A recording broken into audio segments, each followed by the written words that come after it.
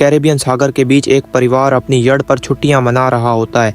माँ जूलिया तैरने के लिए पानी में कूद जाती है। आराम करते समय उसे कुछ अजीब महसूस होता है, लेकिन क्योंकि आसपास कुछ दिखाई नहीं देता, वह सोचती है कि शायद उसका भ्रम होगा। कुछ सेकंड बाद वही अजीब एहसास फिर होता है। इस बार भी कुछ नजर नहीं आता, लेकिन अब वह घबरा जाती है और यट की तरफ तैरना शुरू करती है। तभी अचानक कोई उसकी टांग खींचने लगता है और वह मदद के लिए जोर जोर से चिल्लाने लगती है। उसकी बेटी कैसी हेडफोन लगाकर म्यूजिक सुन रही होती है, इसलिए उसे कुछ सुनाई नहीं देता। पति टॉम और बेटा बेन मछली पकड़ने में व्यस्त होते हैं। जूलिया पानी के ऊपर टिकने की कोशिश करती है, लेकिन मुंह में पानी जाने की वजह से चिल्लाना मुश्किल हो जाता है। थोड़ी देर बाद टॉम को एहसास होता है कि काफी देर से उसने जूलिया को नहीं देखा। वह यड़ पर उसे ढूंढता है और फिर अपनी पत्नी को खतरे में देख लेता है। वह बच्चों को बुलाता है, यड़ को उस तरफ ले जाता है और पानी में कूद जाता है। जल्दी से जूलिया तक पहुंचकर उसे संभालता है और यड़ की ओर तैरता है। बच्चे दोनों को ऊपर खींच लेते हैं। परिवार जूलिया को संभालता है, लेकिन जूलिया खुद को समझाती है कि शायद लहरों की वजह से ऐसा हुआ होगा। रात को सब मिलकर बेन का जन्मदिन मनाते हैं। कैसी को उसके बॉयफ्रेंड का कॉल आता है तो वह लैपटॉप लेकर बाहर चली जाती है। वीडियो कॉल में उसका बॉयफ्रेंड दिखाता है कि शहर के ऊपर बड़े बड़े काले बादल छा गए हैं। कॉल ग्लिच होकर फ्रीज हो जाती है। कैसी ये बात परिवार को बताने आती है, लेकिन टॉम कहता है कि शायद जमीन से दूर होने की वजह से सिग्नल कमजोर है। तभी सबको एक आवाज सुनाई देती है। वे सब बाहर जाते हैं और देखते हैं कि व्हेल मछलियों का एक समूह गुजर रहा है। टॉम समझाता है कि व्हेल मछलियां हमेशा पृथ्वी के मैग्नेटिक फील्ड को फॉलो करती हैं, लेकिन जब तूफान आता है तो वे कंफ्यूज हो जाती हैं। अचानक यड़ जोर से हिलती है और बेन गिर जाता है। टॉम को चिंता होती है कि कहीं यड़ को नुकसान तो नहीं पहुंचा, इसलिए वह डाइव करके नीचे चेक करने चला जाता है। कुछ देर बाद वह सतह पर वापस आता है, लेकिन उसके कंधे पर एक बड़ा घाव होता है। जूलिया तुरंत उसका जख्म सीती है। टॉम बताता है कि पानी के अंदर उसे ऐसा लगा जैसे उसके पीछे कोई बहुत बड़ा जीव था, लेकिन जब उसने मुड़कर देखा तो प्रोपेलर से कट लग गया। वह कहता है कि जो भी चीज थी बहुत बड़ी थी। टॉम को यड़ पर काफी नुकसान दिखाई देता है, इसलिए उन्हें मदद बुलानी पड़ती है। जूलिया बार बार रेडियो पर कोशिश करती है। कैसी फोन पर सिग्नल ढूंढती है, लेकिन कुछ भी काम नहीं करता। तभी कैसी को एक अजीब सा जीव दिखाई देता है और वह चिल्ला उठती है, लेकिन वह तो बस बेन होता है जो मास्क पहनकर मजाक कर रहा होता है। कुछ देर बाद यट पूरी तरह बंद हो जाती है और समुद्र के बीच में फंस जाती है। जूलिया रेडियो में एक आवाज सुनती है, लेकिन आवाज इतनी खराब होती है कि उसे कुछ समझ नहीं आता। टॉम परिवार को बताता है कि उनके पास सिर्फ 4 दिन का खाना पानी बचा है और अब उन्हें किसी मछली पकड़ने वाली नाव का इंतजार करना होगा। अचानक रडार पर कुछ डिटेक्ट होता है और परिवार को एक अजीब सी आवाज सुनाई देती है। सब दौड़कर बाहर आते हैं और हैरानी से देखते हैं कि कई सारे उल्कापिंड जमीन पर गिर रहे हैं। जहाँ जहाँ उल्कापिंड गिरते हैं वहाँ बड़े धमाके होते हैं। एक उल्कापिंड पानी में उनके पास गिरता है तो टॉम तुरंत यॉर्ड को चलाने की कोशिश करता है। इंजन मुश्किल से चलता है, लेकिन तभी एक और उल्कापिंड उस इलाके को हिट करता है। परिवार डर के मारे एक दूसरे को कसकर पकड़ लेता है। तभी टॉम को समझ आता है कि जो आग के गोले गिर रहे हैं वे उल्कापिंड नहीं बल्कि सैटेलाइट्स हैं। उसी वक्त बेन देखता है कि यॉर्ड से धुआं निकल रहा है। टॉम चेक करता है और कंफर्म होता है कि इंजन खराब हो गया है।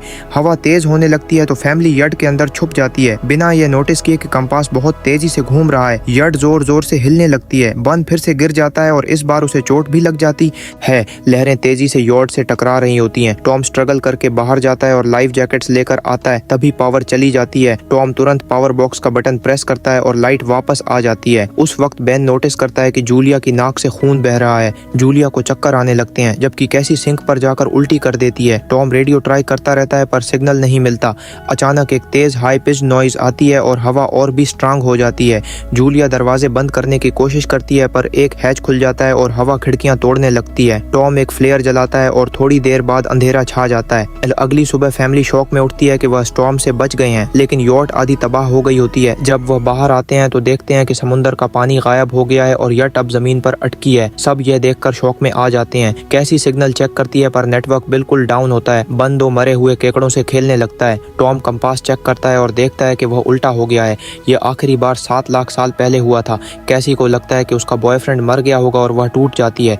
जब जूलिया उसे समझाने आती है तो कैसी उसे दूर कर देती है और छुपने चली जाती है। जूलिया और टॉम बची हुई सप्लाई देखते हैं। बेन अपने बर्थडे बलून्स एक पत्थर से बांध देता है ताकि शायद कोई बचा हुआ सर्वाइवर देख ले। टॉम फिर रेडियो ट्राई करता है और इस बार एक आदमी से कनेक्शन हो जाता है। उसका नाम नाउ होता है और वह एक सबमरीन का कैप्टन होता है। उसकी सबमरीन भी लैंड पर अटक गई है। वो कंफर्म करता है कि मैग्नेटिक पोल्स रिवर्स हो गए हैं, इसलिए ओशन पीछे हट गया है और जमीन डूब गई है।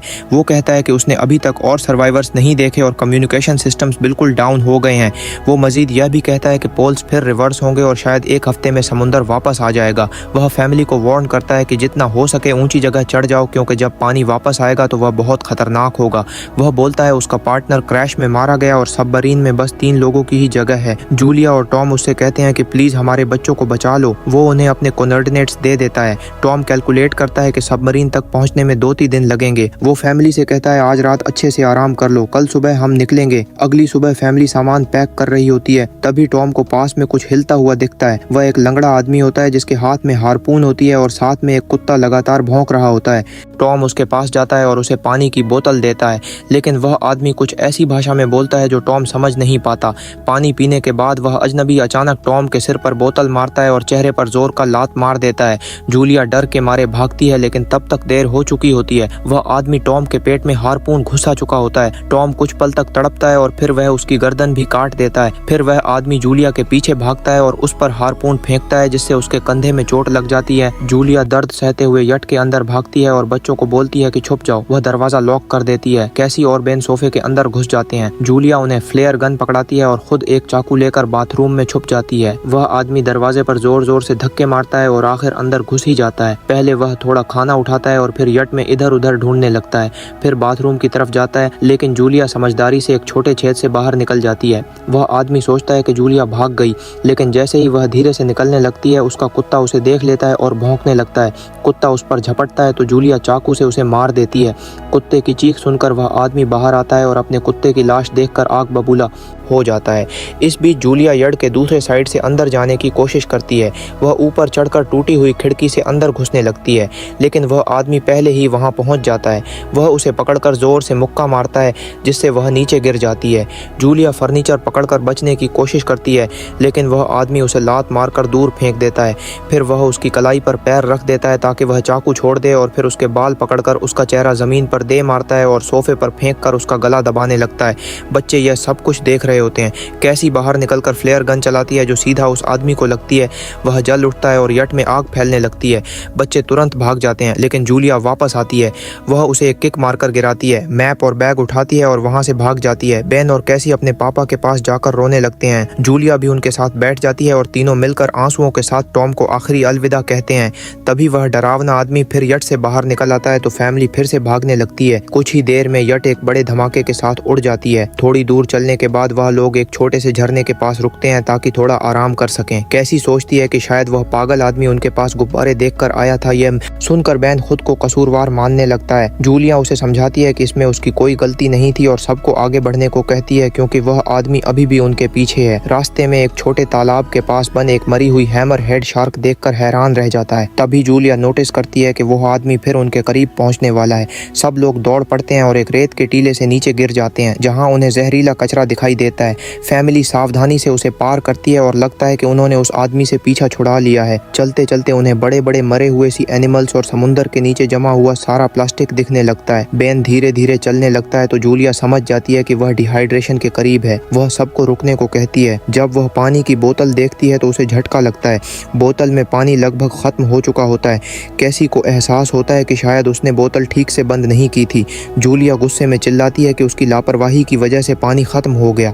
कैसी जवाब देती है, क्या फर्क पड़ता है, वैसे भी हम बचने वाले नहीं हैं। दोनों के बीच लंबी बहस होती है, फिर भी फैमिली आगे चलती रहती है। कुछ देर बाद उन्हें एक क्रैश हुआ प्लेन मिलता है। अंदर कुछ हिलता डुलता देख सब डर जाते हैं, लेकिन वह सिर्फ कुछ पक्षी होते हैं। फैमिली तय करती है कि रात यहीं प्लेन के अंदर गुजारेंगे। वह थोड़ा सा स्नैक शेयर करते हैं और जूलिया को टॉम की जैकेट में एक फैमिली फोटो मिलती है, जिसे देखकर उसका दिल टूट जाता है। कैसी पूछती है, मॉम आप और डैड की लव स्टोरी क्या थी? जूलिया मुस्कुराकर बताती है, टॉम हॉस्पिटल में मेरा पेशेंट था। फिर एक दिन उसने फूल और एक प्यारी सी कविता देकर अपना प्यार जताया था। रात के बीच में कैसी प्लेन से बाहर जाती है, तभी वह डरावना आदमी उसे पीछे से पकड़ने की कोशिश करता है, लेकिन जूलिया अचानक पीछे से उस पर टूट पड़ती है और बार बार चाकू से वार करके उसे मार देती है। कैसी अपनी माँ को गले लगाकर शांत करती है। अगली सुबह उस आदमी की लाश पर कीड़े गुंड पड़े होते हैं। फैमिली नोटिस करती है कि उसके शरीर पर कई काटने के निशान हैं, मतलब इस एरिया में कोई खतरनाक जीव छिपा हुआ है। जैसे ही वह लोग वहाँ से निकलते हैं, केकड़े उसके मुंह से बाहर निकल आते हैं। कुछ घंटों बाद जूलिया और कैसी मैप देख रही होती हैं, लेकिन बेन धीरे से आगे निकल जाता है। जूलिया चिल्लाती है, रुक जाओ, लेकिन बेन एक तालाब में झुककर पानी पीने लगता है।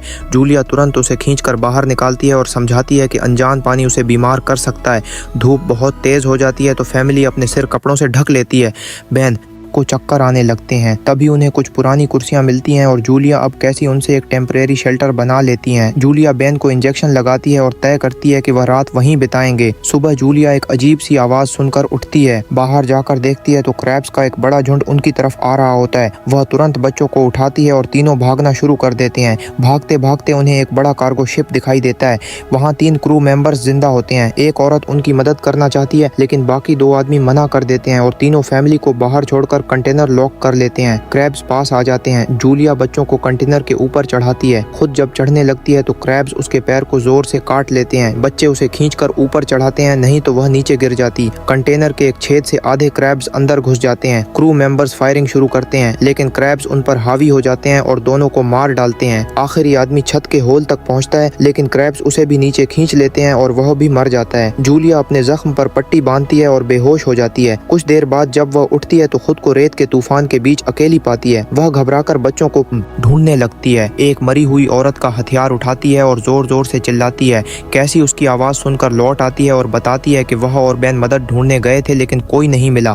फिर दोनों बेन से मिलते हैं जिसे एक खुला कंटेनर मिलता है जहां वह तूफान खत्म होने तक रुक सकते हैं। जूलिया टॉम का लाइटर निकालती है और अपने जख्म को जलाकर बंद करती है जो बेहद दर्दनाक होता है। तूफान थमने के बाद उन्हें एक और कंटेनर मिलता है जिसमें बहुत सारी पानी की बोतलें होती हैं। बॉडीज चेक करते वक्त उन्हें एक रेडियो और एक गन भी मिलती है। जूलिया नाव से संपर्क करती है और बताती है कि मैप खो गया है। इस पर नाव बताता है कि उन पर आर्थ्रोपोड्स ने हमला किया था। वो अब इसके जीव हैं जो ऑक्सीजन की वजह से पूरी तरह पागल हो चुके हैं। अब नाव फैमिली को जल्दी करने को बोलता है क्योंकि उसके इंस्ट्रूमेंट्स ने कैलकुलेट किया है कि समुद्र उम्मीद से ज्यादा जल्दी वापस आएगा और उनके पास सिर्फ कुछ घंटे बचे हैं। वह एक फ्लेयर शूट करता है और फैमिली उस दिशा में चलना शुरू करती है। लंबी वॉक के बाद फैमिली को एक टूटा हुआ टॉयलेट मिलता है जिसमें बेन पेशाब करता है। अब वह लोग आखिरकार सबमरीन को पास ही देख लेते हैं लेकिन वहां पहुंचने के लिए उन्हें एक बड़ा चट्टानी रास्ता पार करना होगा। जैसे ही वह रास्ते से गुजरते हैं दीवारें हिलने लगती हैं और पत्थर गिरने लगते हैं जिससे एक भयानक रॉक स्लाइड हो जाता है। जूलिया तुरंत अपने बच्चों को साइड में धक्का देती है और खुद भी पीछे हट जाती है ताकि कुचली ना जाए। अब एक पत्थर की दीवार उनके बीच आ गई है। जूलिया बच्चों से कहती है कि वह बिना उसके आगे बढ़ जाए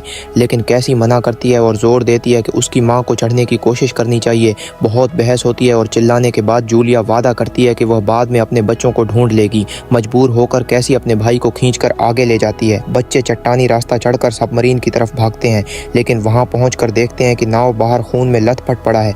वह समझाता है कि उसके लिए सब खत्म हो गया है और अब बच्चे सबमरीन ले सकते हैं। ये सोचकर कि एक एक्स्ट्रा जगह होगी कैसी वापस अपनी माँ को ढूंढने भागती है। तभी जूलिया केकड़ों को आता देखती है और वह फायरिंग शुरू कर देती है। कुछ केकड़ों को वह मार देती है लेकिन झुंड बहुत बड़ा होता है और सबसे लड़ना मुश्किल हो जाता है। उसी वक्त कैसी दीवार के ऊपर दिखाई देती है और हाथ आगे बढ़ाती है तो जूलिया अपने घायल पैर के बावजूद तेजी से चढ़ना शुरू करती है। कैसी की मदद से वह दूसरी तरफ पहुंच जाती है और दोनों साथ में सबमरीन की तरफ भागते हैं। बेन पहले से ही ऊपर खड़ा होता है और फायर खोल देता है ताकि केकड़े डिस्टर्ब रहे जब तक फैमिली ऊपर चढ़ जाए। केकड़े नाव के शरीर तक पहुंचते ही तुरंत उसे खाने लग जाते हैं। जूलिया गन उठाती है और फायरिंग जारी रखती है जब तक बच्चे अंदर चले जाएं। जब वह सुरक्षित हो जाते हैं जूलिया समझती है कि गोलियां खत्म हो गई हैं तो वह गन केकड़ों पर फेंक देती है और अपने बच्चों के साथ अंदर चली जाती है। फैमिली हैच को अच्छे से लॉक करती है और खिड़की से केकड़ों को सबमरीन के चारों तरफ देखती है। इसी वक्त समुद्र वापस आ जाता है तो तीनों तुरंत अपनी सीटों पर बैठकर बेल्ट पहन लेते हैं और एक दूसरे का हाथ पकड़ लेते हैं।